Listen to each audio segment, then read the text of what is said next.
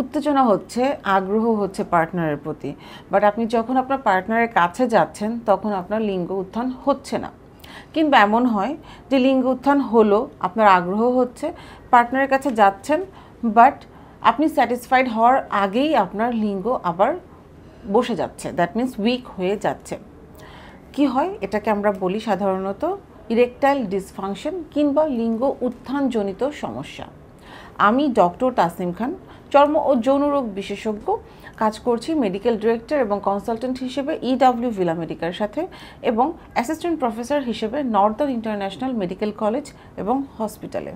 আমাদের ওয়ার্ল্ড ওয়াইডই আমরা দেখি যে 1/3 অফ দ্য পপুলেশন সাফার করছেন আপনারা ইরেকটাইল ডিসফাংশনের মতো প্রবলেমে, তাছাড়া যৌনরোগের অন্যান্য বিভিন্ন রকমের প্রবলেমে।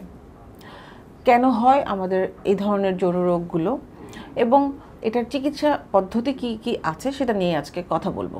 কিছু কিছু ডিজিজের বহিঃপ্রকাশ হিসেবে কিন্তু ইরেকটাইল ডিসফাংশন বা লিঙ্গ উত্থানজনিত সমস্যা আমরা পেয়ে থাকি। যেমন লম্বা সময় ধরে কারো যদি ডায়াবেটিস থাকে, লম্বা সময় ধরে কারো যদি হাইপারটেনশন থাকে, দ্যাট মিন্স উচ্চ রক্তচাপ থাকে, সেক্ষেত্রে কিন্তু এই প্রবলেমটা আমরা ফ্রিকুয়েন্টলি পাই। তাছাড়া লিভারের সমস্যা বা কিডনি রোগের সমস্যা, কিডনি ট্রান্সপ্লান্টেশনের যে পেশেন্টরা আছেন তাদের কিন্তু আমরা ফ্রিকুয়েন্টলি ইরেকটাইল ডিসফাংশনের প্রবলেমটা পাচ্ছি। হৃদরোগের কিছু সমস্যা এবং রক্তনালীর কিছু সমস্যার জন্য কিন্তু ইরেকটাইল ডিসফাংশনের মতো প্রবলেমগুলো আমরা খুব ফ্রিকুয়েন্টলি পেয়ে থাকি। লাইক অ্যাথেরোস্ক্লেরোসিস যে প্রবলেমটা ব্লাড ভেসেলের মধ্যে হয়, যার কারণে রক্ত সঞ্চালনে বিভিন্ন ধরনের বাধার সম্মুখীন হয়, সেক্ষেত্রে কিন্তু ইরেকটাইল ডিসফাংশন খুব কমন একটা প্রবলেম। তাছাড়া হরমোনাল কিছু প্রবলেম তো না বললেই নয়। ছেলেদের সেক্সুয়াল হরমোন হিসেবে আমরা জানি টেস্টোস্টেরন অনেক বড় একটা ভূমিকা পালন করে। একটা সার্টেন স্টেজের পর টেস্টোস্টেরন একটু একটু করে কমতে শুরু করে। সাধারণত আমরা জানি যে 40 ইয়ার্সের পর থেকে 1 ইউনিট করে প্রতি বছর টেস্টোস্টেরন কমতে শুরু করে। বাট কারো কারো ক্ষেত্রে আমরা দেখি যে টেস্টোস্টেরন কিন্তু আপনার এই বয়স হওয়ার অনেক আগে থেকেই কমতে শুরু করে। সেক্ষেত্রে কিন্তু আমরা সাপ্লিমেন্ট হিসেবে টেস্টোস্টেরন দিতে হতে পারে। এটা ইরেকটাইল ডিসফাংশনের অন্যতম একটি কারণ। তাছাড়া এংজাইটি, আপনার ডিপ্রেশন, অ্যালকোহল বা স্মোকিংয়ের মতো হ্যাবিট যাদের আছেন তাদের ক্ষেত্রেও কিন্তু এই প্রবলেমটা আমরা পেয়ে থাকি। ইরেকটাইল ডিসফাংশন কিছুটা মানসিক সমস্যার সাথেও কিন্তু জড়িত। এংজাইটি ডিসঅর্ডার নামের একটা প্রবলেম আমরা বলি। এখানে কি হয়, ধরেন অতীতের কোনো একটা সমস্যা মানে কোনো একটা সময় হয়তো বা আপনি আপনার পার্টনারকে স্যাটিসফাইড করতে পারেননি। এর পরবর্তীতে আপনি হয়তো যখন আপনার পার্টনারের সাথে ইন্টিমেট হচ্ছেন, সেই ক্ষেত্রে আপনার সেই যে আপনি যে সময়টাতে পারেননি, ফেলিওর হয়েছিলেন, সেটা আপনার মাথায় ঘুরতে থাকে। সো এইগুলো করতে করতে দেখা যায় যে আপনার মধ্যে একটা এংজাইটির তৈরি হয় এবং আপনার কনসেন্ট্রেশনটা আপনার পার্টনারের সাথে যখন আপনি ইন্টিমেট হচ্ছেন সেই জায়গা থেকে সরে যেয়ে অন্যদিকে ডাইভার্ট হয়ে যাচ্ছে এবং এই জিনিসগুলো কিন্তু আপনার এই সহবাসটাকে ব্যাহত করতে পারে অনেক ক্ষেত্রেই। সো কারণ আসলে অনেকগুলোই আছে, যে কারণেই হোক না কেন ট্রিটমেন্টটা আসলে ইম্পর্টেন্ট। আমরা যুগ যুগ ধরেই কিন্তু চর্ম ও যৌনরোগ বিশেষজ্ঞরা এই ইরেকটাইল ডিসফাংশনের বা সেক্সুয়াল অন্যান্য ডিজিজগুলোর ট্রিটমেন্টগুলো করে আসছি। এগুলোর পাশাপাশি আমি আজকে যেটা নিয়ে কথা বলবো সেটা হচ্ছে যে আপনাদের আধুনিক যে চিকিৎসাটা আমরা করি, আধুনিক চিকিৎসার মধ্যে আমরা যেটা করি সেটা হচ্ছে গিয়ে P shot, that means penile shot. এখানে আমরা যেটা করি, আপনার পেশেন্টের ব্লাড কালেকশন করি।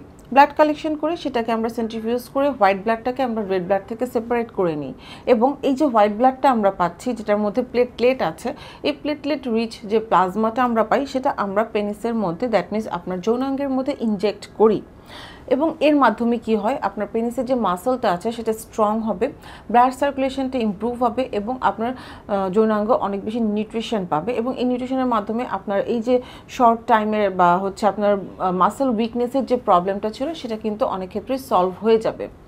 এটা ওয়ার্ল্ডের সবচেয়ে আধুনিক ট্রিটমেন্ট। এটার পাশাপাশি আমরা যেটা করি সেটা হচ্ছে যে আমরা শক ওয়েভ দিচ্ছি। শক ওয়েভটা আমরা এক একটা পেশেন্টের ক্ষেত্রে এক এক রকমভাবে দিই। কারোর ক্ষেত্রে আমরা সপ্তাহে 2টা, কারোর ক্ষেত্রে সপ্তাহে 1টা, এরকম করে 8 থেকে 10টা বা 12টা সেশনসের প্রয়োজন হয়।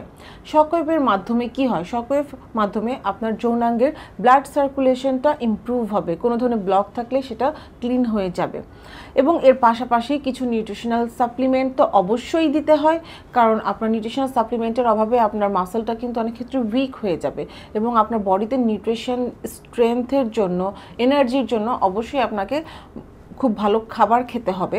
আমাদের ডায়েটিশিয়ান আছেন যিনি আপনাকে একটা খাদ্য তালিকা তৈরি করে দিবেন, এবং আপনার লাইফস্টাইলটাকে মডিফিকেশন করা অবশ্যই ইম্পর্ট্যান্ট। এখানে আপনার রেগুলার জগিং করতে হবে, ওয়ার্কআউট করতে হবে, ভালো খাবার খেতে হবে, এবং আমাদের ট্রিটমেন্টের পাশাপাশি আমরা আরেকটা যেটা কাজ করি, আমাদের যে ফিজিওথেরাপিস্ট আছে তার কাছে আমরা আপনাকে রেফার করি, যার মাধ্যমে কিছু এক্সারসাইজ আপনাকে আমাদের ফিজিওথেরাপিস্ট দেখিয়ে দিবে। সো কম্বাইন্ড একটা অ্যাপ্রোচ, যেটা হচ্ছে যে আমাদের কিছু ওরাল মেডিসিন, কিছু মেডিসিনাল সাপ্লিমেন্ট, পিশট, শকওয়েভ থেরাপি, এবং আপনার খাদ্য তালিকা তৈরি করে আপনার নিউট্রিশন লেভেলটাকে ঠিক করা, এবং কিছু এক্সারসাইজ যেটা হচ্ছে স্পেশালি আপনার যৌনাঙ্গের জন্য আমরা আপনাকে শিখিয়ে দিব, এবং সেটা করার মাধ্যমে এবং কমপ্লিট একটা প্যাকেজের মাধ্যমে আপনার এই ধরনের সেক্সুয়াল যে কোনো ধরনের প্রবলেম কিন্তু সলভ করা সম্ভব। সো আই হোপ আমার ভিডিওটা কিছুটা হলেও আপনাদের হেল্পফুল হবে আজকে। ধন্যবাদ সবাইকে।